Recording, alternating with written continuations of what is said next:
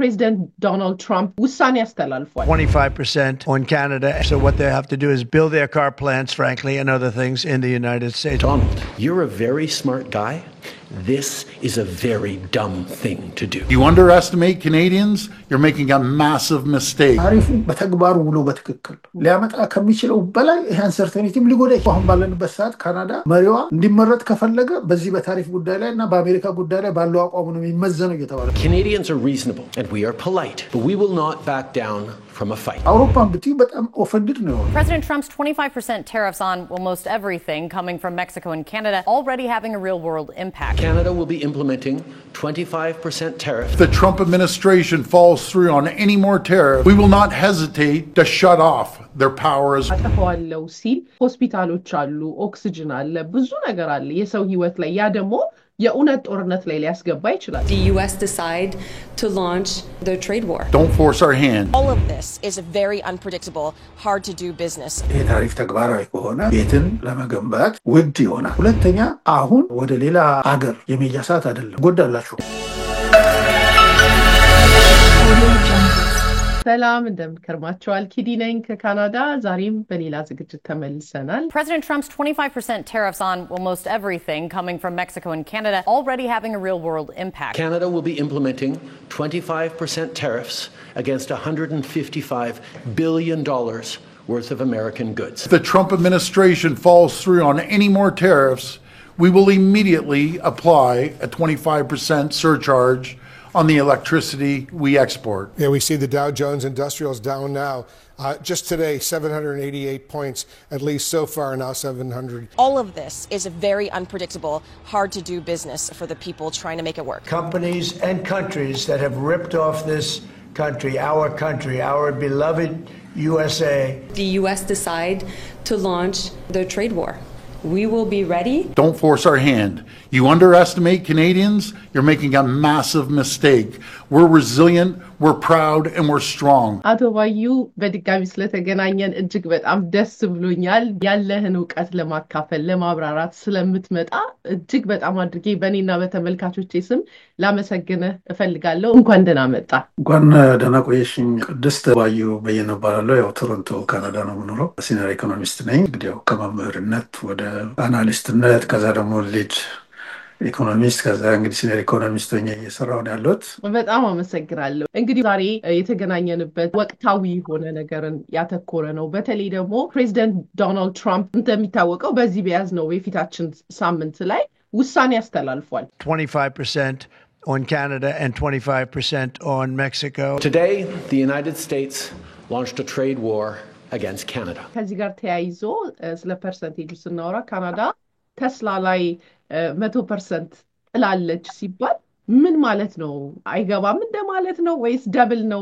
እስኪ ንገረን ይሄን ተስላ ላይ እንግዲህ በሚወራው ዜና በመናምን ካልሆነ በስተቀር በትክክል አሁን መንግስት ያለውን ብቻ ነው ይዘን መሄድ ያለብን 25% በምላሽ የተጣለውን ነው Canada will be implementing 25% tariffs against $155 billion worth of American goods.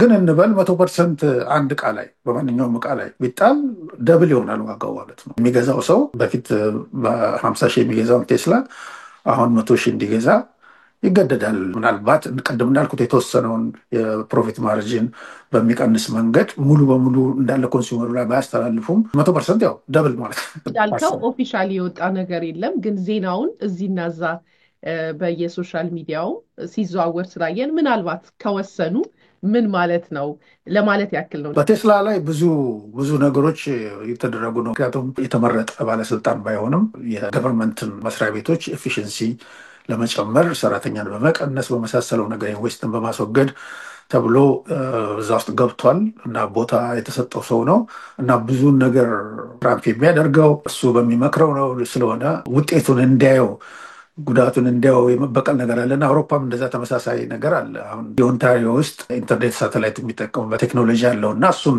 እንትን ለማለት ኮንትራክት ተደርጎ ነበር እና የኦንታሪዮ ፕሪሚየር እሱንም ካንስል እንደሚያደርግ ተናግረዋል እና በቀጥታ ጉዳቱን እንዲያገኘው ሰውየው የሚል ሐሳብ ስላለ ነው እንግዲህ ቴስላ ለብቻው ያወጣት ማለት ነው አው እርግጥ ነው እንዳልነው ኦፊሻል የሆነ ነገር ባይኖርም ማህበረሰቡ በራሱ ቦይኮት እያደረገው ነው በየግል አለመግዛት የምናያቸው ነገሮች በጣም ኢንትረስቲንግ የሆነ ወቅት ላይ ነን ብንል ማጋነን አይሆንም።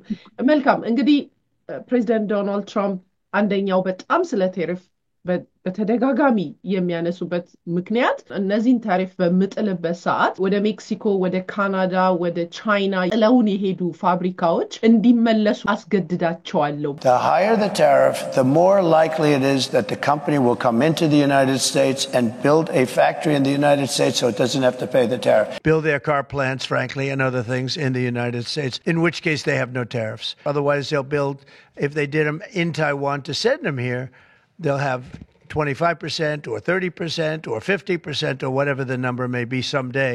It'll go only up. ምን ያህል እውነታ አለው? ይሰራልስ ወይ በዚህ መልኩ? እውነትነት አለው። አሜሪካ በኢንዱስትሪ በተለይ አሁን ለምሳሌ እነዚህ ኦቶ ሴክተር፣ ስቲል ኢንዱስትሪ የመሳሰሉትን ባለፉት ምናልባት ከ60 ዓመት ከ50 ዓመት እንደዚህ ጀምረሽ ብታይ እንደዚህ ወደ ታች የመውረድ ነገር የተፈጠረበት ሁኔታ ነው ያለው። አሁን ትልቁ ነገር ቢዝነስ የሚያካሂዱ ካምፓኒዎች ትልቁ እና መሰረታዊ ዋናው ሞቲቫቸው ትርፍ ነው። ትርፍሽን ከፍ ሊያደርግልሽ የሚችል ቦታ ነው የምትሄጂው። ያ ደግሞ ምን አይነት ቦታ ነው ካልሽኝ፣ አንድ የሰው ጉልበት ርካሽ የሆነበት ነው። ስለዚህ ለምሳሌ ከአሜሪካ ወደ ካናዳ እና ወደ ሜክሲኮ ካምፓኒዎች ቢንቀሳቀሱ ሪሌቲቭሊ ከአሜሪካ ከነበረው የሌበር ዋጋ አንጻር ሲታይ ስለረከሰ ነው ማለት ነው። በተለይ እንደ ሜክሲኮ ያለ ቦታ፣ ቻይና እና አንድ ሀገር ኢኮኖሚ ሲያድግ እዛ ሀገር ሰራተኛው ደሞዝ እና ምን ከፍ ያለ መሆኑ ከተሰማ የበለጠ ትርፍ ለማግኘት ሲባል እንደገና ወደ ተሻለ ቦታ የመሸሽ ነገር አለ። ይሄ አንደኛው ነው። ሌላኛው ደግሞ አንዳንድ መንግስታት ኢንቨስትመንትን ለመሳብ ሲሉ ኢንሴንቲቭ ይሰጣሉ፣ ማበረታቻ። ለምሳሌ ታክስን በሚመለከት ሊሆን ይችላል፣ እቃዎችን በሚያስገቡበት ጊዜ ባለ ታሪፍ ጉዳይ ላይ ሊሆን ይችላል፣ ቦታ በመስጠት ይችላል፣ መሬት በማከራየት ሊዝ በማድረግ ላይ በዜሮ ምናምን ነገር ለ5 ዓመት ሰጥቻለሁ እንደዚህ ሊል ይችላል መንግስት። እንደዚህ አይነት ነገሮች ሁሉ መጨረሻ ላይ የአንድን ድርጅት ፕሮፊት የሚወስኑ ነገሮች ናቸው። በዛ ምክንያት እዛ ይደረጋል። ሌላው ደግሞ በአንድን ምርት ለማምረት ሞር ኤፊሽንት እና ፕሮዳክቲቪቲ ሃይ የሆነበት ቦታ ላይ እንሂድም ሊሉ ይችላሉ። ለምሳሌ በቴክኖሎጂ ምክንያት ሊሆን ይችላል፣ የአገሩ የስራ ካልቸር ሊሆን ይችላል፣ በሬጉሌሽን በጣም የሌለበት ሊሆን ይችላል፣ ቁጥጥርና ምናምን የመንግስት የሌለበት ሊሆን ይችላል። እነዚህ ነገሮች ከሌሉ አሁንም የትርፍን መጠን ሊጨምር የሚችል ነገር ነው። እነኚህ ነገሮች ሁሉ ሳቢ ይሆናሉ ማለት ነው። ኦኬ።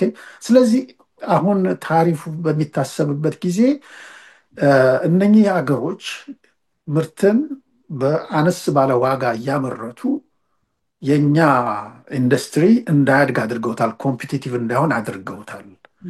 ስለዚህ እነኚህን በማድከም ዋጋቸውን በመጨመርና ውድ በማድረግ ሰው ከራሱ እንዲገዛ ኦኬ፣ ውጭ ያሉትም ደግሞ ምናልባት ከታሪፉም ተጨማሪ ደግሞ ምናልባት በመንግስት ደረጃም ሌሎችም ማበረታታዎች ሊሰጥ ይችላል መንግስት እንደ ታክስ እንደምናምን ለመሳሰሉ። አሁን አንድ ሁለት ሰሞኑን ከሆንዳ ጋር በተያያዘ አፕል በተያያዘ የሆነ ኢንቨስትመንት ጨምራለሁኝ ብለው ተነስተዋል እና ፕሬዚደንቱ ሲናገሩ ተሰምተዋል።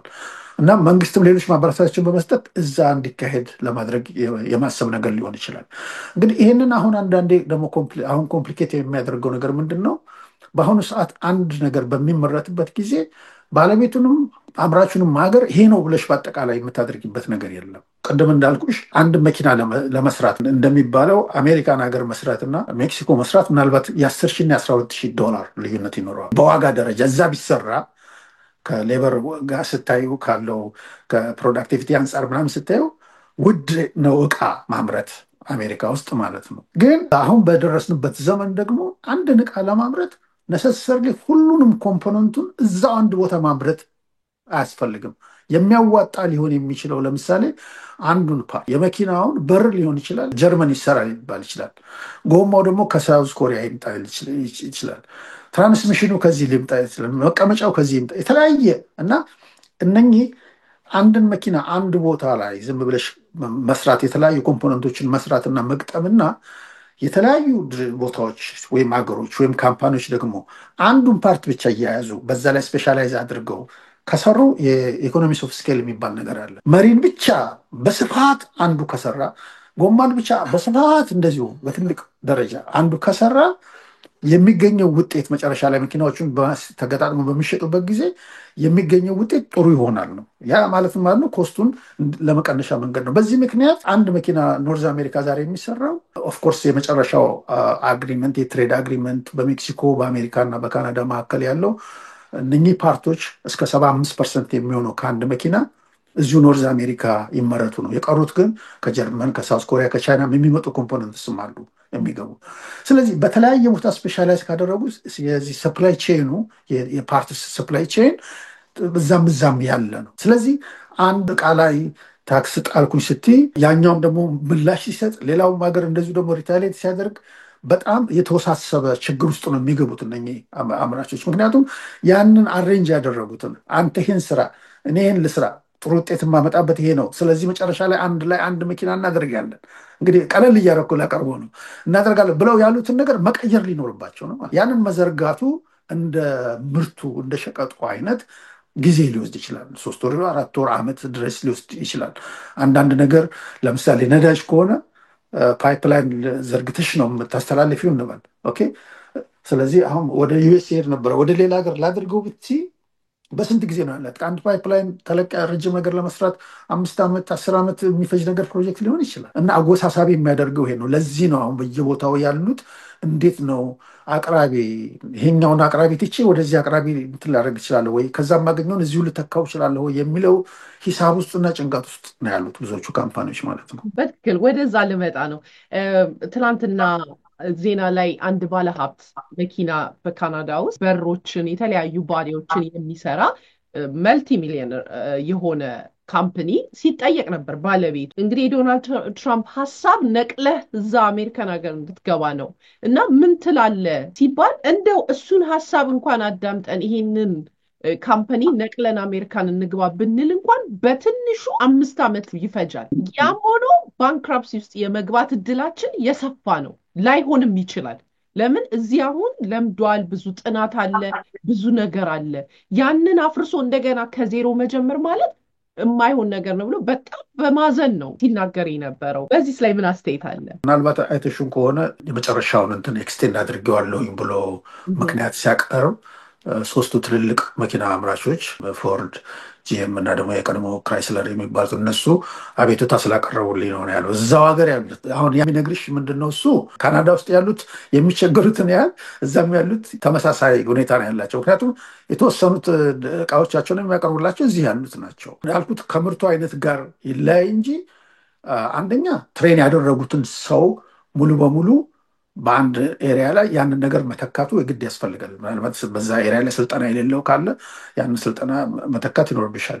ሁለተኛ ነገር ደግሞ እቃውን ውድም ሊያደርገው ይችላል። ምክንያቱም በፊት ያለሽ ሰፕላይ ቼን የተሻለ ቦታ ኤፊሽንት የሆነ ምርት የሚመረትበት ቦታ እና በጥሩ ዋጋ የምታገኝበት ቦታ ነው እና ቦታውን ካራቅሹ እና ሌላ ቦታ ካደረግሹ ነሰሰርሊ ያ እቃ ዋጋው መጨመሩ አይቀርም ማለት ነው እንደ ጂኦግራፊው። አሁን አንዳንድ ጊዜ ካናዳ የምትሸጠው እቃ ይሄን ያህል ነው ለአሜሪካ ወይም አሜሪካ እንዲህ ነው የምትሸጠው በምንልበት ጊዜ ካናዳ ያላትን እቃ ሁሉ ሰብስባ አንድ ቦታ አከማችታ ከዛ ለአሜሪካ የምትልክ ነው የሚመስለን አይደለም።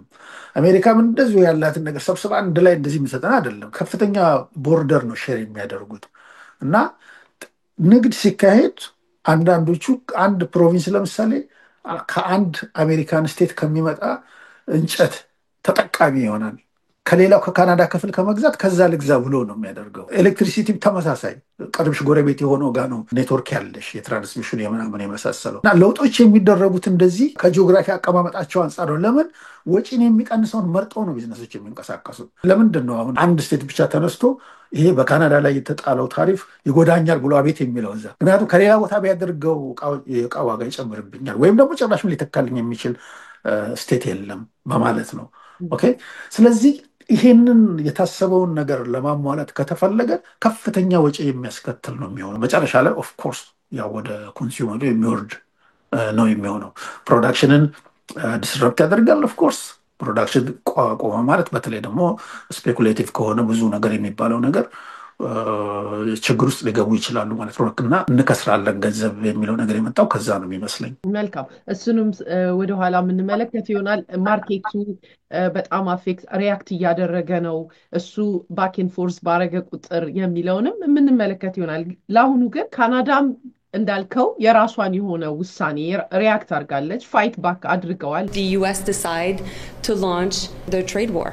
We will be ready. Don't force our hand. You underestimate Canadians, you're making a massive mistake. We should take seriously, and then we should reflect on our Canadian values. I will stop shipments going into the U.S. for nickel. It will shut down manufacturing because 50% of the nickel you use is coming out of Ontario. Prime Minister ቀርቦ እኛም 25% ከዛሬ ጀምሮ ጥለናል ሲል አስተላልፏል። Canada will be implementing 25% tariffs against $155 billion worth of American goods. እሱ በራሱ እንደው ምን ማለት ነው? በመጀመሪያ እንግዲህ በአጠቃላይ በካናዳ እና በአሜሪካ መካከል ያለውን የንግድ ግንኙነት ስንመለከት እኛ አንድ በጂኦግራፊ ምክንያት፣ ሁለተኛ ደግሞ ጎናችን ያለው አገር በጣም ሰፊ ኢኮኖሚ በህዝብ ቁጥርም በጣም ከኛ በጣም ብዙ የሆነ ህዝብ ያለው ሀገር ነው እና ትልቅ ማርኬት ነው። ከወጪም አንጻር ጥሩ ገበያ ነው ለአሜሪካኖችም ቢሆን ከቅርብ ሀገር ኦኬ ጎረቤት ለጎረቤት የሚያደርገው ንግድ ከወጪ አንጻር በትራንስፖርቴሽን ብትወስጂው፣ በኢንፎርሜሽን ደረጃ ብታስቢው፣ በብዙ ነገር ከአውስትራሊያ ወይም ደግሞ ከአውሮፓ ከምታደርገው በአንጻራዊ ደረጃ ቅርብ ያለ ነገር ስለሆነ እቃዎችን እነሱም የኛን በጣም ዋጋው ባነሰ ነው የሚገዙ። ግን ዲፔንደንሱ ላይ በምንመጣበት ጊዜ ካናዳ ወደ ውጭ የምትልከው ነገር ኦልሞስት 77% ምናምን ደረጃ አካባቢ የሚደርሰው አሜሪካኖች የምትወስደው። እነሱ የሚልኩት በጣም ለኛ ትልቁ ገዣቸው ነን እኛ በዓለም ላይ። ግን ከነሱ ከጠቅላላ ትሬድ ቮሊዩማቸው አንጻር ስትሄድ ደግሞ እነሱ ምናልባት ከ20% ያነሰ 18 ምናምን % ነው። ስለዚህ የመጎዳቱ ነገር እነሱ ማርኬት ላይ በጣም ዲፔንድ የማድረግ ሂስቶሪካሊ እና በጂኦግራፊው ምክንያት አብሮ የመጣ ነገር በመሆኑ ከዛ አንጻር ነው ገብቶሻል። ስለዚህ አማራጭንና የሚደርስ ችግርን በመቋቋም ደረጃ ለማለት ፈልጌ ነው። ሁለተኛው ነገር እዛ ላይ ደግሞ ለመጨመር ፈልገው በጣም ክሪቲካል የሆነ ነሰሰርሊ ከሌላ ሀገር የለም ባይባልም በጣም በተለይ በወቅት ብትለኪውም ክሪቲካል የሆኑ ደግሞ ነገሮች ከኛ ካላገኙ በጣም የሚቸግሩበት ብዙ ኤራዎች አሉ።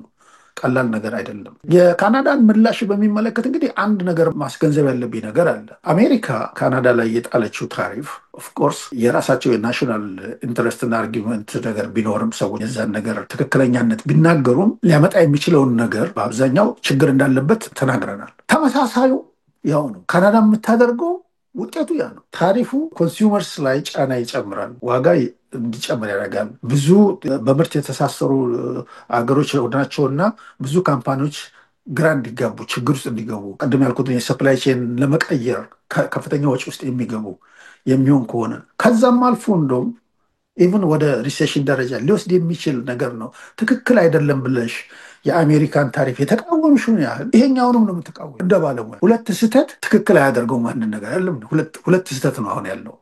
ኦኬ የካናዳ ምላሽ ትክክል የሚሆነው ለኔ የአሜሪካን ታሪፍ እንዲያነሳ ካደረገው ካስቀረው it is good thing። አለበለዚያ ግን እዚህ ባለው ሁኔታ ደግሞ ተመሳሳይ ነገር ከአሜሪካ የሚመጡ ብዙ እቃዎች አሉ የምንገዛውን እቃ ዋጋ ዝቅ የሚያደርጉልን እንደ ሸማች እነኛ ነገሮች አሁን ውድ ይሆናሉ ማለት ነው። በሌላ አነጋገር አይደለም እንደ በተወሰነ ደረጃ የምንልከውን ነገር እዚሁኛው ኮንሱም የማድረግ ነገር ቢኖርም በአብዛኛው ግን ያለው ውጤት ምንድነው? እሱ እቃዎች የመወደድ ነገር ሊያመጡ ይችላሉ ማለት ነው። ስለዚህ እንደተባለው አሁን ጠቅላይ ሚኒስትሩ ያለው እንግዲህ $155 ቢሊዮን ዋጋ ያለውን የአሜሪካ እቃ ላይ ነው የ25% እጥላለሁ የተባለው። ከዛ ውስጥ 30 ቢሊዮኑ ኢሚዲየትሊ ነው። አሁን የትራምፕን መመለስ በማየት ደግሞ የሚቀጥለውን 125 ቢሊዮኑን ከ155ቱ እሱን እስከ ኤፕሪል 2 ድረስ አስተላልፈዋለሁ ነው ያለው። ኤፕሪል 2 ደግሞ በጣም ሰፊው የሆነ ምላሽ እያንዳንዱ ታሪፍ የምንደረገውን ታክስ የምንደረገውን ነገር እኛም በምላሹ የምናደርግበት ነው ብሏል። ይህ ህንድንም ይጨምራል፣ አውሮፓን ሁሉም የሚጨምር ነው ከዚህ ከካናዳ እና ከምናምንም ውጭ። ስለዚህ እስከዛ ድረስ ነው ዲሌይ የሚያደርገው ማለት ነው። ስለዚህ ውጤቱ የአሜሪካ ታሪፍ ያደርሳል ያልነውን ችግር ይሄኛውም ታሪፍ ይጨምረዋል እንጂ የሚያሻሽለው ነገር አይደለም። ነገር ግን ኦፍኮርስ የብሔራዊ ጥቅም ጉዳይ ነው። ብሔራዊ ጥቅም ጉዳይ ስለሆነ ያለሽን ይዘሽ ነው የምትከራከሩ። እና አሜሪካንን እቃዎች ከሼልፍ ላይ የማስወገድ ከምግብ ጋር የተያዙ ጁስ፣ አልኮሎች፣ ደግሞ ሞተር ሳይክል ተጠቃዎች፣ አይስክሪሞች፣ እነዚህ የመሳሰሉ ብዙ ነገሮች እነሱ ላይ አሁን በፍጥነት የተደረገ ነገር ነው። የእነኛን እንግዲህ ዋጋ ካናዲያን እንዲከፍሉ ይገደዳሉ ማለት ነው። እንግዲህ እንዳልኩት ቅድም የሚሆነው ስለማይታወቅ ይሄ ነገር ከቀረና ምን ካለ ጥሩ ውጤት አምጥቷል፣ ደስ ይላል፣ ዩኒቲ ይታያል። አይተባበሩም የተባሉ አንዳንድ ግዛቶቻችን ሳይቀሩ አሁን በጣም ኃይለኛ ቃል እየተናገሩ ነው። ዳክፎርድ እንደውም ኤሌክትሪሲቲ እሱ 25% እያለው ብሎን እሱ ይቀጥላል ነው ያለው። If the Trump administration falls through on any more tariffs, we will immediately apply a 25% surcharge on the electricity we export. እንዲህ አይነቶቹ እንትን የማለት ነገር ካናዳን እንድትነቃ ስለወደፊት እንዲያስቡ እንደገና ደግሞ ተሰብስበው ይሄ ኢንተርፕሮቪንሺያል የሆነው ትሬድ በፊት የነበሩ ብዙ ችግሮች አሉ። እርስ በርሳችን ብንነግድ ብዙ ውጤት እናመጣለን የሚል ነገር ነበረ። አሁን በተወሰነ ደረጃ እየተስማሙ ነው። ለምሳሌ አንቺ አንድ ፕሮቪንስ እንትን ሆነሽ ከሌላ ፕሮቪንስ አልኮል መግዛት አትችይም፣ ችግር አለ። እንደዚህ አይነት ነገር አለ እና እንደገና ደግሞ ማኒቶባ ያለ ነርስ መጥቶ ሌላ ቦታ ለመስራት ወይም አንድ ኢንጂነር ሌላ ቦታ መስራት ይችላሉ። አሁን አልበርታ ምናምን ሳይቀሩ ሁሉ ፍሪ ሞቢሊቲ ኦፍ ሌበር እንዲኖር እንትን አለና የቀሩ ከመጠጥ ጋር ምናምን በተያያዘ አንድ ሁለት ፕሮቪንሶች አሉ። ግን ይሄ ዩኒቲ እና አብረን እንነግድ የሚለው ነገር ጥሩ ነው። ይሄ ዋጋን እንዲቀንስ የሚረዳ ነገር ነው እና እሱ ነው። ሌላው ደግሞ ወደ ሌላ አገር ኤክስፖርት ማድረግ አለብን የሚል ነገር ነው። እንቅስቃሴዎች ጀምረዋል። አንድ 10 ዓመት በላይ ሆነዋል። በእርግጥ ቁጥሮች እንደሚያሳዩት በፊት ከሚላከው አሁን ደብል አድርጓል። ለምሳሌ ወደ ቻይና፣ ወደ ኤዥያን ሀገሮች፣ ደግሞ አውሮፓ፣ ኔዘርላንድ ምናምን ሁሉ ኤክስፖርት ማድረግ ተጀምሯል እና ያንን ቮሊዩም ለመጨመር ለማሳደግ ሀሳብ አላቸው። ይሄ እንዲያነቃቃቸውና ስለወደፊት የሎንግ ተርም ስትራቴጂ እንዲኖራቸው ፍንጭ ሰጥቷል። እንግዲህ ይሄ ነገር ከቆመና ምን ካለ ተመልሶ ደግሞ ወደ እንቅልፋቸው ካልሄዱ ማለት የእናንተ ዳግ መቼም በጣም አስደንቆናል። ትንሹ ትራምፕ ብየዋለሁ እኔ። በየጊዜው ሲኤንኤን ፎክስ ላይ የቀረበ የሚናገራቸው ነገሮች በጣም አስገርመውኛል። ነገር ግን ሰፕላይ ቼን በብዛት ይነሳል። ፕሬዚደንት ዶናልድ ትራምፕ ምርታችንን እዚሁ ነው የምናደርገው፣ we don't need Canada, we don't need Canada, we don't need የነሱን ላምበር ምናምን ሲል ነው የሚሰሙት በተደጋጋሚ። Companies and countries that have ripped off this country, our beloved USA. ነገር ግን ሪያሊቲው መሬት ላይ ያለው በዚህ ሰፕላይ ቼን ባለበት ይሄ ሲስተም በተዘረጋበት በጣም ከባድ ነው። ዛሬ የምናፈላው ኪችናችን ውስጥ የምናፈላው ቡናው ከሜክሲኮ፣ ስኳሩ ከካናዳ፣ እቃው ከየት እንደመጣ እንኳን አናቅም። ይሄ ባለበት ዘመን እንዴት ነው በራችንን ዘግተን እኛ ብቻ አምርተን እኛ ብቻ ሰርተን የሚባለው? ይሄ ሪሊስቲክ አይደለም እያሉ በተደጋጋሚ የሚያነሱት ነገር አለ። የሚቻል ነው ወይ? እንዴት ነው? ለዚህ መሰረታዊ እንግዲህ መልስ የሚሆነው አገሮች ለምን ይነግዳሉ እርስ በርሳቸው? እንዲሁ ለመነገድ ተብሎ ነገር አይደለም። ምንድነው እሱ? አንድ በተፈጥሮ ምክንያት፣ ሁለት በህዝብ ብዛት ምክንያት፣ በቴክኖሎጂ ምክንያት የተለያየ ደረጃ ላይ ነው ያሉት እና አንድን ነገር ለማምረት አንዱ ሀገር የተሻለ ሁኔታ ሊኖረው ይችላል። ከራሱ በላይ አምርቶ የመላክ አቅም ይኖረዋል ማለት ነው። ሌላው ደግሞ አይኖረውም ያ ነገር። ስለዚህ ልግዛ ይላል ማለት ነው። በአጠቃላይ ይሄ ነው መንፈሱ። ሌላው ደግሞ በተሻለ መጠን በዛ ባላቸው ነገር ላይ ቢያተኩሩና ቢሰሩ ሌላው ሀገር ውስጥ እንኳን ቢመረት ያ ነገር በውድ የሚመረት ከሆነ አንቺ ሀገር 1 ግራም ወርቅ ለማውጣት 100 ብር የምታወጪ ከሆነና ሌላው ሀገር ግን በ10 ሳንቲም የሚያወጣ ከሆነ ኦኬ ያም ብትገዢ ምናልባት የተሻለ ሊሆን ይችላል። በዚህ ምክንያት ነው እነኚህ ነገሮች አሉ እና at the end of the day የቢዝነሶችን ኢንትረስት የመረዳት ጉዳይ ነው። ሁልጊዜም ቢሆን የፈለገውን ስለ ብሔራዊ ጥቅም መንግስታት ያውሩ እንጂ ቢዝነሶች ሁልጊዜ ሞቲቫቸው ማትረፍ ነው። ይህን ነገር የሚያሟላላቸው ሀገርና ቦታ እስካገኙ ድረስ ማንኛውንም አይነት ስትራቴጂ እየተጠቀሙ መንቀሳቀሳቸው አይቀርም። ስለዚህ አንዱ ነገር ከዚህ ይገዛሉ፣ አንዱ ነገር ከዚህ ይገዛሉ። በዚህ መንገድ ኮስታችንን ወደታች መያዝ እንችላለን። ስለዚህ ትርፋችንን መጨመር እንችላለን። ስለዚህ የሰው ጉልበት ዋጋ ረካሽ የሆነበት ቦታ መሄዳቸውን አያቆሙም። ኦኬ የዛ ሀገር ሌበር ውድ ሲሆን ደግሞ የበለጠ ረካሽ የሆነበት ቦታ ደግሞ እንደገና መሄዳቸው አይቀርም። ይሄ እንደውም እኔ ወደ ሌላ ነገር ውስጥ እንደውም ይከተኛል። አሁን በኮቪድ ጊዜ የተፈጠረውን ነገር ስታስቢ፣ ከዛም በፊት እዚህ ሀገር አሁን ኦንታሪዮ በተለያየ ጊዜ የመኪና ፋብሪካዎች ነቅለን ልንሄድ ነው ምናምን ይላሉ እና ከመንግስት ጋር ድርድር ውስጥ ይገባሉ። ይሄን ያህል ቢሊዮን ብር ማጠናከሪያ ምናምን ተብሎ አንዳንድ ኢንሴንቲቭ ይሰጣል እንዲቆዩ ለምን የሚሰራው ህዝብ ስራ እንዳያጣ ማለት ነው። አለበለዚያ ነቅሎ ከሄዱ ችግር ነው። ይሄ ማለት ምን ማለት ነው? ቢዝነሶች በየአገሩ መንግስታት ቦታ እየሄዱ መተን ይህን ፋብሪካ እንድንከፍትላችሁ ይህን እንድናደርግላችሁ ወይም እዚህ ሀገር እንድንቆይ ከፈለጋችሁ እንደዚህ ደግፉ የማለት ባህሪ አላቸው እና ታክሲ ፔሩ ገንዘቡን ለመንግስት ይከፍላል። መንግስት ደግሞ ለእነኚህ ሰዎች እየሰጠ ፋብሪካ እዚህ እንዲቆይ ያደርጋል። ምን ያደርጋል? ይህን ታክቲክ ይጠቀሙበታል። ይህን ያነሳሁት ለምንድን ነው?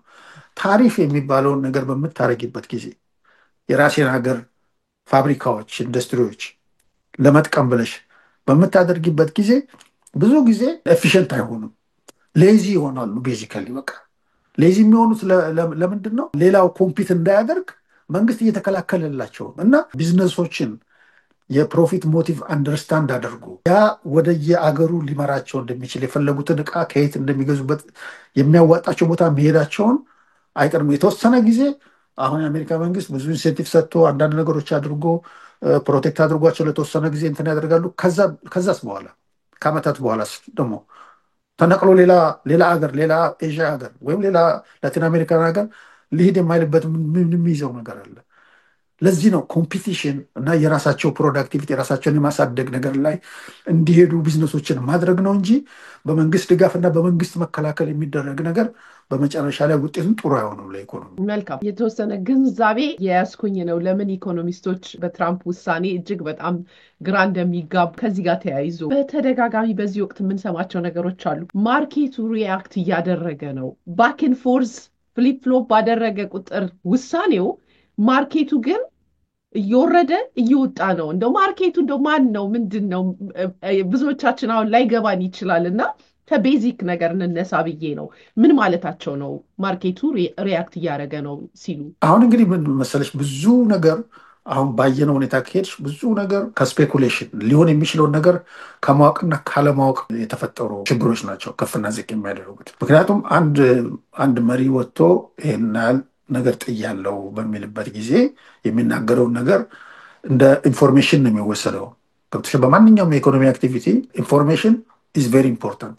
ምክንያቱም ለዲሲሽንሽ ምክንያት የሚሆንሽ የምትይዙ ነገር እሱን ነው። እንግዲህ አሁን የዚህ የማርኬቱ ጉዳይ እነኚህ ሪፕሬዘንት የሚያደርጉት ኢኮኖሚ ውስጥ ያሉትን ነው። አሁን ምንድነው እሱ በኢኮኖሚ ውስጥ እነኚህ ካምፓኒዎች ሪፕሬዘንት የሚያደርጓቸው። ምክንያቱም እነኚህ ብዙዎቹ ካምፓኒዎች ደግሞ ፓብሊክሊ ትሬድድ ናቸው አይደል?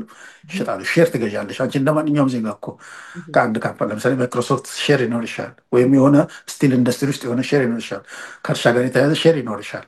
ኦኬ አሁን እነኚህ ካምፓኒዎች በዚህ በመጣው ታሪክ ምክንያት ምን ሊገጥማቸው ይችላል ነው? ሊከስሩ ይችላሉ፣ ፕሮዳክሽን ሊቆም ይችላል፣ ሊወድቅ ይችላል የሚለው ነገር አለ። ስለዚህ ቫሊዩን የዛን ካምፓኒ ቫሊዩ አፌክት ያደርገዋል ማለት ነው ማርኬት ላይ። ስለዚህ ወደፊት የሚሆነውን ነገር ባለማወቅ ምክንያት የመደናገጥ ነገር አለ እና በአንድ ጊዜ ወደታች ወርዶ እንደውም በትሪሊየንስ ኦፍ ዶላርስ የሚቆጠር ነው በአንድ ጊዜ ዋይፕ ያደረገው የመጀመሪያው ጊዜ። አሁን ሰሞኑን እየተመለሰ ነው የተወሰኑት።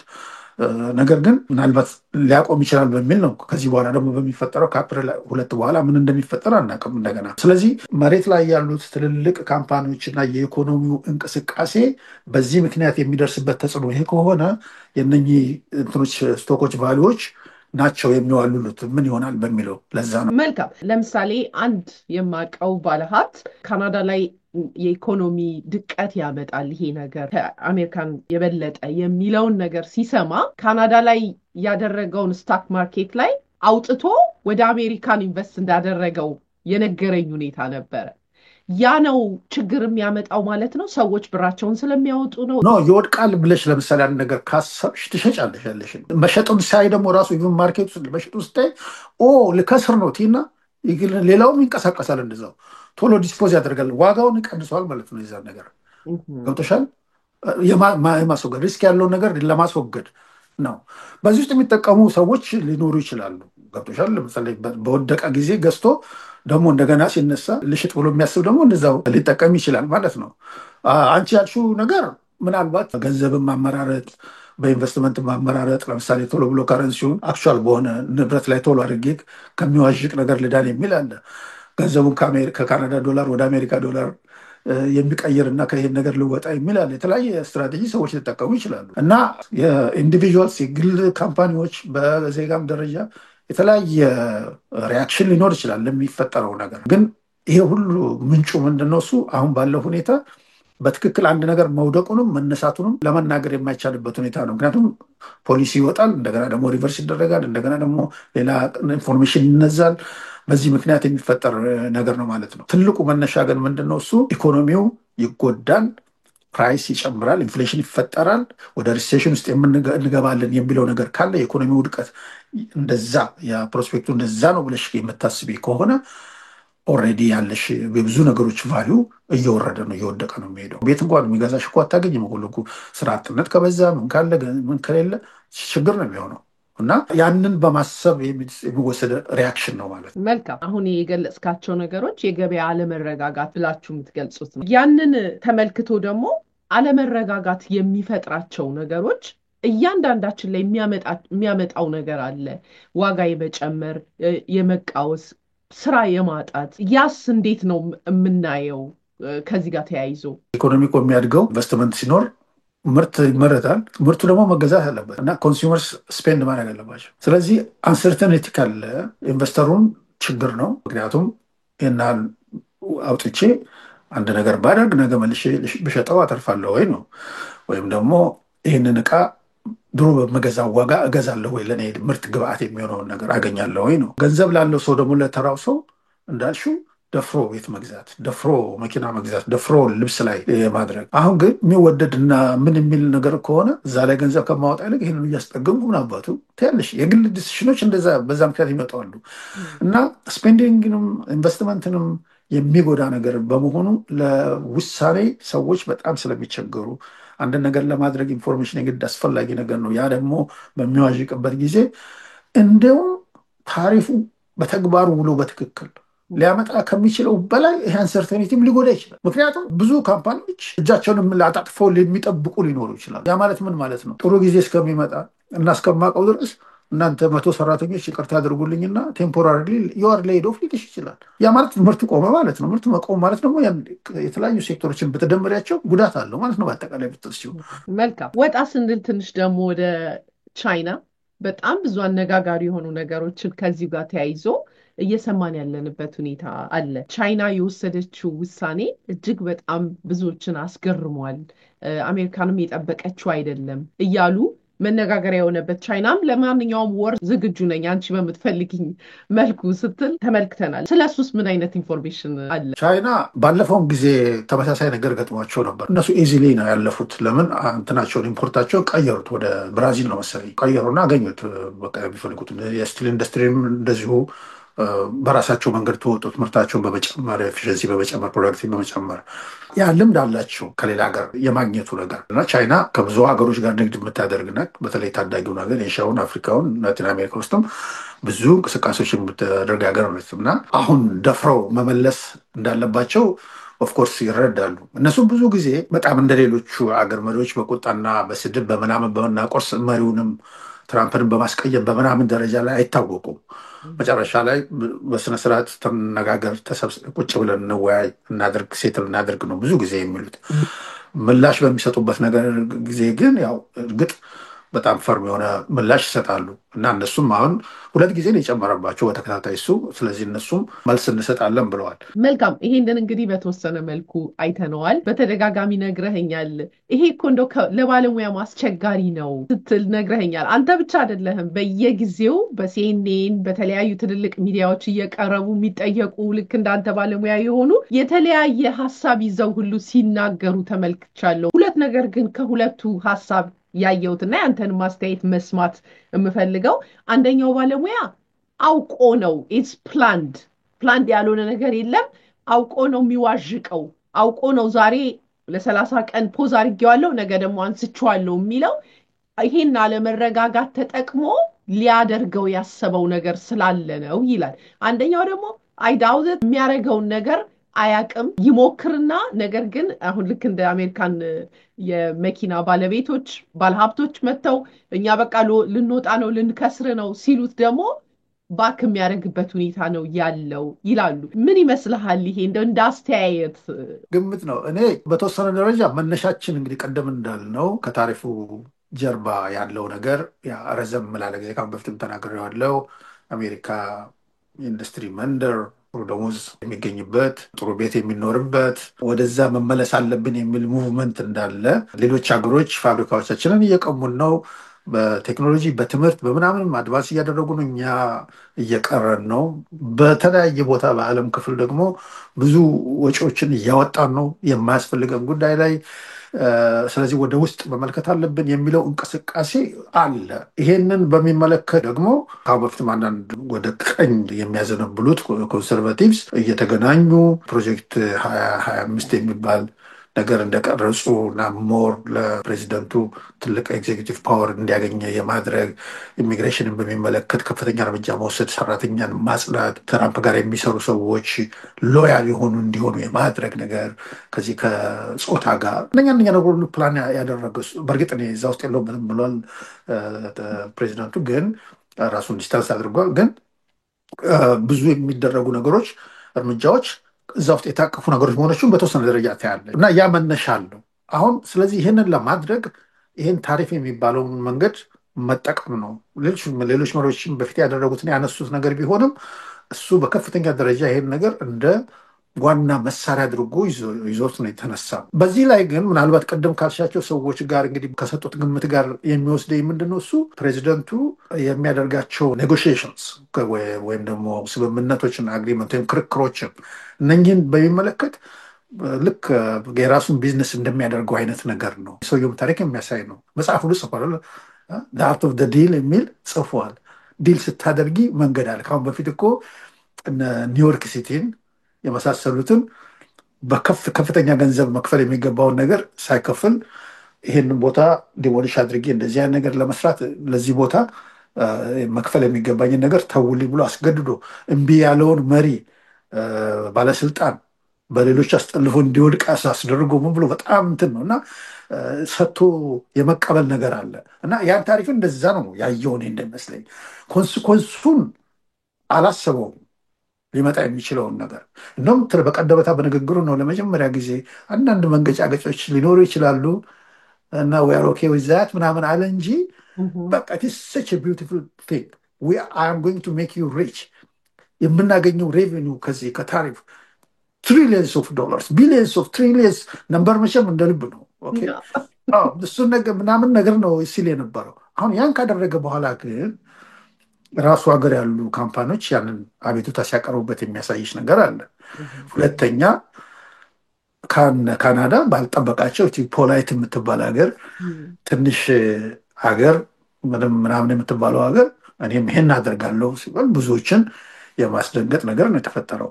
ቻይናም እንደዛው፣ ሜክሲኮም እንደዛው። ሜክሲኮ ነው የአሊያንሴን ሁሉ ወደፊት እቀይራለሁ ወደ ሌላ ማለት የንግድ እንትናችንን ወደዛ እንቀይራለን የታሪፉ የማይነሳ ከሆነ ከካናዳ ጋር ግን ሞር እንደውም ሊገናኙ እንደሆነ ትሬድ ለማስፋፋት እና በዚህ አጋጣሚ ደግሞ ብሪክስ ኢንቫይት አድርጓታል። አሁን ሜክሲኮ ትላለች ትገባለች ያልገምትም ግን የሚነግርሽ ነገር አለ እና አሊያንሳችንንም ልንቀይር እንችላለን ምናምን የሚለው እንደዚህ ማስፈራሪያ ነገር ሲመጣ ምን ሲል ሪያሊቲውን ከዚህም የኢንዱስትሪ መሪዎች፣ ባለስልጣኖች፣ አንዳንድ ፖለቲሽያንስ የሚያደርጉትን ነገር እንትን ሲል ከዛ ደግሞ መለስ ማለት እና እንደገና ደግሞ የተወሰነ ጊዜ ማድረግ። ግን አሁን ይሄ ራሱ ደግሞ የሚፈጥረው ነገር አለ። ኖርማል ቢዝነስ ድርድር አድርጎ መውሰዱ ችግር አለበት። ለምን እዚህ ጋር ዲል የምታደርጊው ከሀገሮች ጋር ነው። ስለዚህ የፖለቲካ እንትን ሁሉ ኢምፕሊኬሽን አለው። ተቋቁመሻል አልተቋቋምሽም። ዛሬ እኮ አሁን ባለንበት ሰዓት ካናዳ መሪዋ እንዲመረጥ ከፈለገ በዚህ በታሪፍ ጉዳይ ላይ እና በአሜሪካ ጉዳይ ላይ ባለው አቋሙ ነው የሚመዘነው እየተባለ ነው አይደል? ሊበራሎች አሁን በቃ ማናሳይቷል። የኮንሰርቫቲቭ መሪ እስካሁን ወደኋላ ቀርቶ ብዙ ነገሮችን ገፍቶ አይናገርም ነበር። ካልተናገርክ አደጋ ላይ ትወድቃለህ ብሎት አሁን እንደገና እየተናገረ ነው። ሌሎች የሊበራል ፓርቲ ሰዎች ደግሞ በአሜሪካ ቴሌቪዥን ላይ እየቀረቡ እንትን እያሉ ነው። ገብቶሻል? አውሮፓን ብትይ በጣም ኦፈንድድ ነው የሆኑት። እንዴት ነው ዩክሬንን ትሬት ያደረጋት ሰውየውን መሪውን ጠርቶ እንደዛ ያደረገው? እኛ ሳንጋበዝ ብቻቸውን ከራሻ ጋር እንዴት ንግግር ያደርጋሉ? እኛ ሞር እያዋጣን እየረዳን እያለን እኔ ነኝ የምረዳው ጠቅላላ ዩክሬንን ብሎ ለምን ይናገራል? በዚህ የሚበሳጩ ፖለቲሽንስ አሉ፣ ሀገሮች አሉ። እነኚህ ሁሉ አንድ ላይ ሆ ብለው ሲነሱ የሚፈጥረው ነገር ሪያክሽን አለ እና እንደ መደራደሪያ ተጠቅሞ ሙከራው ግን የመጣው አጸፋም ከፍ ማለቱ ችግሩን ደግሞ የሚናገሩ ፕራይስ የመጨመር ነገር አለ። በተወሰነ ደረጃ ማርኬቱ እንዳይሹ ያ ይወደዋል እሱ የሚባለው ነገር በአንድ ጊዜ ያደረሰውን ነገር አየ። እንደገና ቤቱታ የሚያቀርቡ የተለያዩ ፋብሪካዎች መጡ። በዛ ምክንያት ቀልስ ማለት ነገር አለ። ስለዚህ የሁለቱም ድምር ይመስለኛል እኔ እንጂ ዝም ብሎ ጠዋት ከእንቅልፉ ተነስቶ ይሄ ይሁን ብሎ ያለው ነገር አይደለም። ይሰራል ብሎ የሞከረው ነገር ነው። ምላሹን በማየት ነው ትንሽ መለስ ያለው። ወደፊት ከዛ ወዴት ይሄዳል ብለው እነሱ እንደሚገምቱ ባላቅም እኔ በተወሰነ ደረጃ የተወሰኑ እቃዎች ከታሪፍ ጋር ለታሪፍ ኤክስፖዝድ የሆኑ እቃዎች አሉ። አሁንም አሉ እኮ በነገራችን ላይ ከዚህ ከሜክሲኮ አሜሪካና ካናዳ ካላቸው አግሪመንቱ ውጭ ታሪፍ ሁለቱም ካናዳም አሜሪካም እያደረጉ የሚቀያየሯቸው አሉ። አንዳንዶቹ ከተወሰነ መጠን በላይ ከሆነ ምናምን እንደዚህ የሚል የተወሰኑ ይቀጥላሉ። ዞሮ ዞሮ ግን ተመልሰው መጥተው ምናልባት ይሄን አሁን ያለው የካናዳ ዩናይትድ ስቴትስ እና ሜክሲኮ አግሪመንት ወይም ደግሞ ዩኤስኤምሲኤ የሚሉታል ያው ዘሴም ነው። የናፍታ ልጅ ነው፣ ያው ተከታይ ነው። ናፍታ ነው ስሙን ቀይሮ በትንሽ ለውጥ ተደርጎበት የተደረገው ራሱን የፈረመው እሱ አሁን እየጣሰው ያለው ማለት ነው። ወደዛ ሊመለሱ እና ሊነጋገሩ እና ሰጥቶ መቀበል ያለበት ነገር ሊያደርጉ ይችሉ ይሆናል። በጣም አመሰግናለሁ። አንተ ላይ የተናገርከው ትዝ ያስባልከኝ ዳግ ፎርድ ሆት ስቶቭ ከነካህ በኋላ ያለ በተደጋጋሚ እንደሚያቃጥለው ማወቅ ስላለበት መቆየት አለበት፣ መማር አለበት እያለ እሱ ጋር እንግዲህ እኔ አሁን ትንሽ ሪዘርቬሽን አለኝ።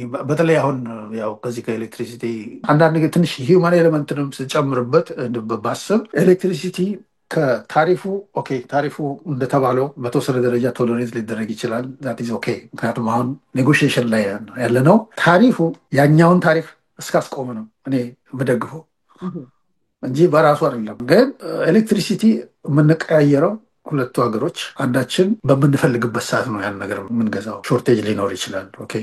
ሁለተኛ ኤሌክትሪሲቲ በተለይ ወደ ባራርጌ ያደርጋለሁ ምናምን ነገር ስትገቢ መብራት ዝም ብሎ መብራት ብቻም አይደለም። የሰዎች የትላልቅ ሲኒየርሶችን ቤት ማሞቂያ ነው። የሰዎችን ህይወት ሴቭ የሚያደርግ ማሽን ረን የምታደርግበት ነገር ነው። እና ዜጎች ናቸው ደግሞ አሜሪካውያንና ካናዳውያን እኮ በጣም ወዳጆች ናቸው እንደ ሰው እንደ ህዝብ ገብቶሻል። ስለዚህ ፓወር ላይ ያለው ነገር ላይ መጨካከኑ እኔ በጎ አይመስለኝም ሳስበው። አንድ እሱ ነው። ሁለተኛ የምንሸጠው ኤሌክትሪሲቲ ወደዛ የሚሄደው ስለማንፈልገው ነው። ስለዚህ ኦልሬዲ የማይፈለግ ኮንሱም የማይደረግ ከሆነ ከሌሎች ደግሞ ዜጎችም ካምፓኒዎችም በኮንትራት የወሰድሽው እና መግዛት ያለብሽ ኤሌክትሪሲቲ መንግስት ውለታ ኮንትራት የገባቸው አሉ። እነኛ ኤሌክትሪሲቲ ያ ሁሉ ተጠራቅሞ ከምንፈልገው በላይ ከሆነ ነው ወደዛ የምንልከው። እና ይሄንን ልከልክል ብትይው ምን ነው የምታደርጊው? ፓወር ጥቅም ውስጥ የሚውል ነገር አይደለም። ለጀርመን ልሽጠው አትይም ያንን ገብተሻል። ምክንያቱም ሲስተሙ የለም። ሲስተሙ የተዘረጋው በጎረቤት ስቴትስ እና ፕሮቪንስስ መካከል ነው። ገብተሻል። አንድ እሱ ነው። ሁለተኛ እነሱ ደግሞ በምላሹ አጸፋ ቢያመጡ ነው። በተወሰነ ደረጃ ኤሌክትሪሲቲ የምናመጣበት ሁኔታ አለ። ሌላ ብቻ አይደለም። እዚሁ ኦንታሪዮ ኤሌክትሪሲቲ እንልካለን ስንል ምንድነው ያንን ጀነሬት ለማድረግ ሃይድሮ አለ፣ ኒውክሊየር አለ፣ እንደገና ደግሞ ጋስ አለ። ናቹራል ጋስን በማንደድ ኤሌክትሪሲቲን ታመነጫለሽ። ብዙ ጋስ ከአሜሪካ ነው የምናወጣው ለዚህ የምንጠቀምበት። እሱን ደግሞ እነሱ ቢያቆሙስ? ስለዚህ እዚህ ጀነሬት ማድረግ እና የፓወሩ ላይ ትንሽ ቢጠነቀቁ በስሜት ባይነዱ የሚል የራሴ ነገር ነው የምናገረው። ግን እስካስቆመ ድረስ ያን ታሪፍ መታገያ መንገድ ያደርጉት። ግን ኮምፕሊትሊ ባን አደርጋለሁ አግዳለሁ ምናምን ውስጥ መግባት የለባቸው። ምክንያቱም መንግስታት ይመጣሉ፣ መንግስታት ይሄዳሉ። ሰዎችን ሊጎዳ የሚችል ነገር ውስጥ ግን በእንደዛ ዜጎችን እርስ በርሳችን አሜሪካውያን እና ካናዳውያን በጣም የሚከባበርና የሚፋቀር ህዝብ ነው አብሮ የኖረው። አሜሪካኖችን የምጠይቃቸው ስለ ካናዳ ያላቸው አመለካከት በጣም ነው የሚደንቅሽ። ብዙዎቹ በቃ ምንም የማይጎዳ ፖላይት ህዝብ፣ ደግ ህዝብ፣ እንደፈለጉ ምንም አቢዩዝ የሚቀበል አይነት ህዝብ፣ ምስኪን ህዝብ፣ የራሱ ሀገር ህዝብ አርጎ ዝም ብሎ የሚያ ህዝብ ነው ብዙ። እና ይህንን ነገር ወደ ዜጎችን ከመጉዳት አይነት አንጻርና አቆምባቸዋለሁ ወደ ጨለማ ትገባላችሁ ምናምን የሚል ሪቶሪክ ውስጥ መግባት የለበትም። ታሪፉ ዛት ኢዝ ኦኬ መቼም ፎር ነው የሚል አስተያየት ነው ያለኝ የግሌ ነው። እውነት ነው። ብዙዎቻችን ያላየንበትን መንገድ ነው ያሳየህን። አጠፋዋለሁ ሲል ይሄ የፖለቲካ ሆይታ ሞቅታ ሊፈጥር ይችላል። ነገር ግን ሆስፒታሎች አሉ፣ ኦክስጅን አለ፣ ብዙ ነገር አለ የሰው ህይወት ላይ። ያ ደግሞ የእውነት ጦርነት ላይ ሊያስገባ ይችላል። ዜጋውን ወደ ህይወት የማሳጣት ነገር ሲከሰት እና ያላየንበትን መንገድ ነው ያሳየህን። እንግዲህ ይሄ ነገር ሰፊ ነው፣ አነጋጋሪ ነው። ሰሞኑን እንደምናየው ሚዲያው በሙሉ የሚያወራው ስለዚሁ ነው። ነገር ግን ጥሩ ግንዛቤ በዚህ አሁን ባለን ቆይታ ጥሩ ግንዛቤ እንድናገኝ አድርገህናል። እንደ ማጠቃለያ ግን ማንሳት የምፈልገው ሆነም ቀረ እኛም የምናወራው አማርኛ ነው። ኮሚኒቲያችን ይሄን ግንዛቤ እንዲያቅ ነው የምንፈልገው። በዚህ ሰዓት መኪና መግዛት ያሰበ ይኖራል፣ ቤት መሸጥ ያሰበ ይኖራል፣ ቤት መግዛት ያሰበ ይኖራል። ግሮሰሪው ያስጨነቀው ምንድነው የሚያመጣው ነገር? ምንስ ማወቅ አለብን? አጠቃላይ ከሆነው ነገር ስንነሳ ቅድም ባነሳነው ነገር ምክንያት ሰላም ቤትን ብቻ ብትወስጂ ከዚህ ከታሪፉ ጋር በተያያዘ ነገር ልናገር የሚችለው ነገር ይሄ ታሪፍ ተግባራዊ ከሆነ ቤትን ለመገንባት ውድ ይሆናል። ውድ ከሆነ ዋጋው ይጨምራል። ሁለተኛ ከቤት ጋር በተያያዘ ኢንተረስት ሬት ነው የምታየው። ለሞርጌጅ ተበዳሪ ስለሆነ ብዙ ኢንተረስት ሬት አሁን ባለው ሁኔታ እየወረደ ነው ያለው። ምናልባት አሁን የሚቀጥለውን ዙር ሊቀንስ ይችላል።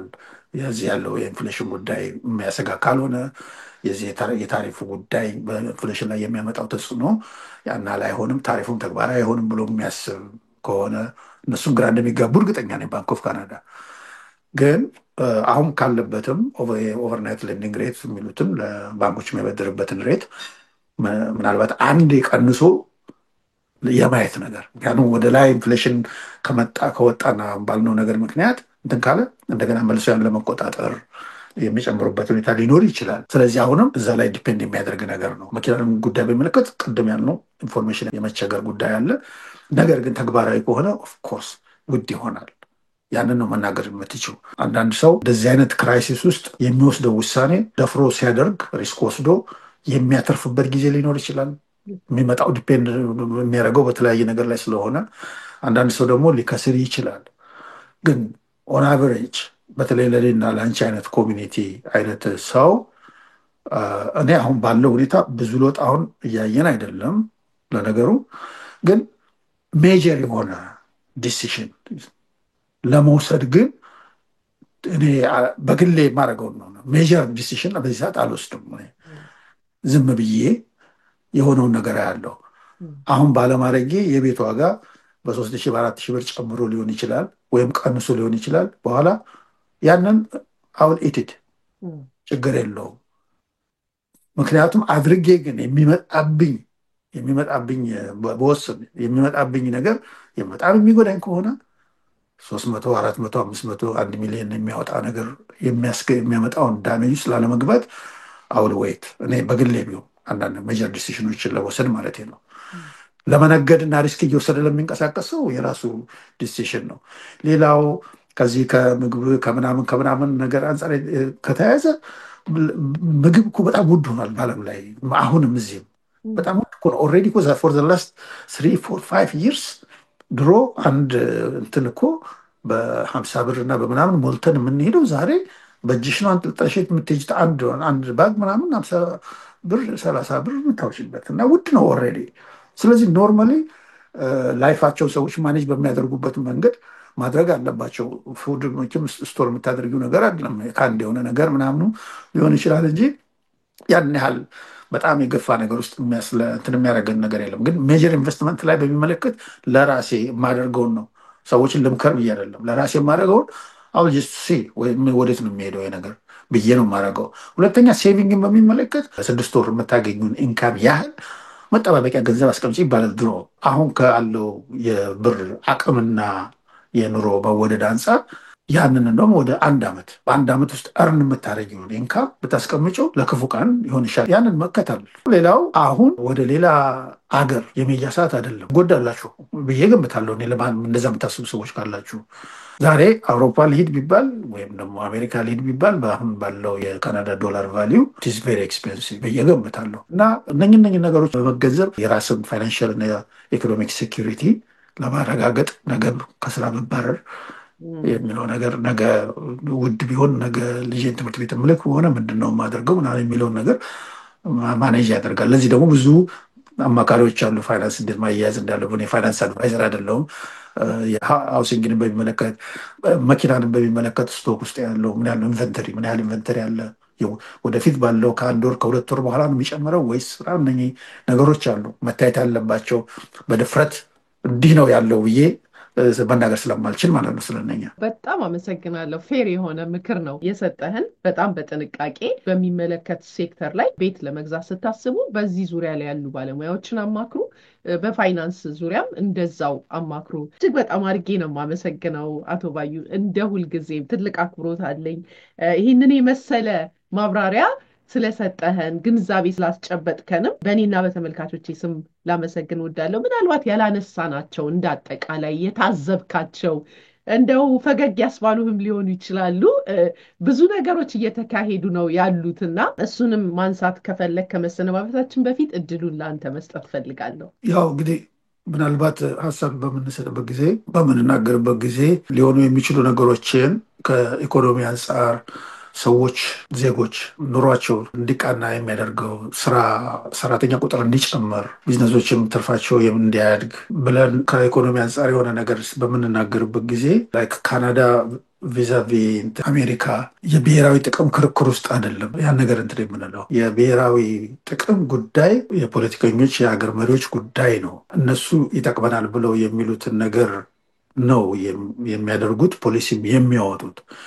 ያ ይጠቅማል አይጠቅምም ብለን በምንናገርበት ጊዜ አንዱን ሀገር ለመጥቀም አንዱን ሀገር ለመጉዳት መሆንም የለበትም። ስለ አሜሪካ ታሪፍ ፖሊሲ ስለ ትራምፕ ስናወራ በዛ ሀገር ኢኮኖሚ ላይ ምን ጫና ያመጣል፣ በሌሎች ውስጥ ላይ ምን ጫና ያመጣል፣ እንደ ዜጎች ደግሞ እኛ ምን ይደርስብናል የሚለውን ነገር ሀሳቡን ነው አድማጮች ማየት ያለባቸው መገንዘብ ያለባቸው እንጂ ሊበራል እና ኮንሰርቫቲቭ ዲሞክራትስ እና ሪፐብሊካንስ ምናምን ከዛ አንጻር አይደለም። ውጤቱና ኮንስኮንሱ ያንድ ነገር ምንድን ነው የሚለውን አድሬስ የማድረግ ጉዳይ አድርገው ሰዎች ማዳመጥ አለባቸው እንጂ የኔ መንግስት ስላደረገው አባታችሁ ምናምን ብዬ አልልም። ምን ያሆን ልክ ነው። ባለሙያ የሚያስፈልገን ለዛ ነው። ስሜት ሌላ ነው፣ መሬት ላይ ደግሞ የሚያመጣው ጉዳት ሌላ ነው የሚለውን እንድንገነዘብ እንድናስተውል ያደርጋል። ራሳችን እንድንታዘብ ሁሉ ያደርጋል። አንድ ባለሙያ መጥቶ አዎ በቃ መጫጫዋችሁ ጥሩ ነው፣ ፉከራው ጥሩ ነው፣ ግን ከዛ በኋላ የሚያመጣባችሁ ግን ኤንድ ኦፍ ዘ ዴይ ከፋዮቹ እናንተ ናችሁ ስትሉን እንረጋጋለን። መረጋጋትንም ያመጣል ነው። በጣም አድርጌ ነው የማመሰግነው። ተመልካቾቻችን እናንተስ ምንድን ነው የታዘባችሁት?